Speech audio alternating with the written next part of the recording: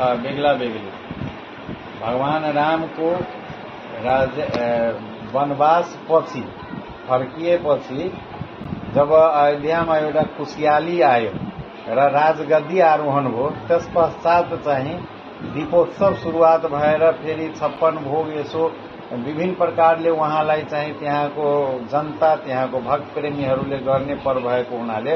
यो जनकपुर धामको छोरी हाम्रो अयोध्याको ज्वाइँ र एउटा दिदी र बहिनोईको हिसाबले जनकपुरमा हामी हरेक मन्दिरमा यो 56 भोग लगाउने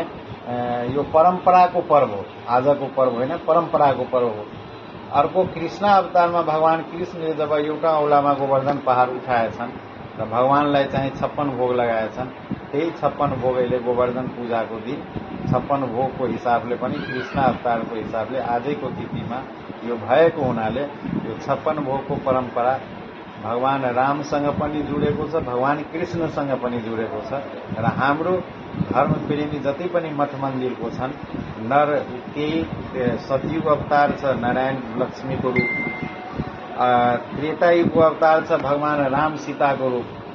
द्वापरयुगको अवतार छ भगवान कृष्ण राधाको रूप, र उहाँ तीनटैको चाहिँ मन्दिर जहाँ पनि होला नारायण लक्ष्मीको, राम सीताको, कृष्ण राधाको आज सम्पूर्ण ठाउँमा 56 भोग गर्ने चलन छ यो तिथिमा। र आज जानकी मन्दिरमा पनि र हरेक जनकपुरको मन्दिरमा पनि आज धुमधामका साथ चाहिँ 56 भोग